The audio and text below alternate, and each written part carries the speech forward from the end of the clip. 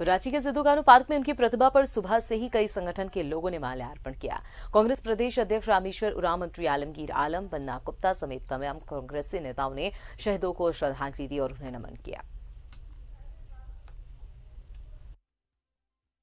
ये परिवर्तन आए हैं आज के दिन में, आप पाएंगे इन तत्वों को हमने बदला है। बाद के वर्ष जो भी सरकारें आए इनको बदला गया। जमीन लूट थी, उसके बाद 1855 में एसपीटी एक्ट बना और बिरसा जी के आंदोलन के बाद 1908 में एसपीटी एक्ट सीएनटी एक्ट बना और दोनों के वजह से झारखंड क्षेत्र में जमीन के जो लूट थी वो रुकी। ये परिवर्तन हुआ, अत्याचार भी रुके, देश आज़ाद हुआ। अंग्रेजों के नेतृत्व में जो चल रही थी सीएनटी एसपीटी एक्ट, जिसके वजह से झारखंड में आदिवासियों की, जनजातियों की, इसके बाद ओबीसी के लोगों की ज़मीन बची हुई थी।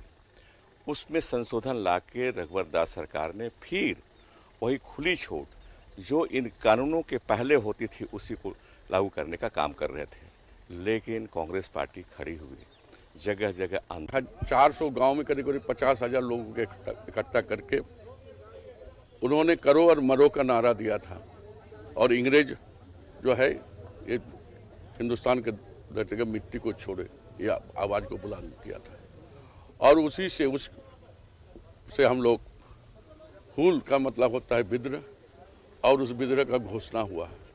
जब समाज में अन्याय, अत्याचार, मानसिक रूप से प्रताड़ना होता है तभी ये विद्रोह की घोषणा होती है और उससे हमें प्रेरणा लेना चाहिए और उनकी जो सपना जो था उसको साकार करने की हर लोगों को कोशिश करना चाहिए। रानी हम लोग कहते हैं, आज भी हम लोग कविता पढ़ते हैं कि खूब लड़ी मर्दानी वो तो झांसी वाली रानी थी, बुंदेलों के मुंह हमने सुनी कहानी थी।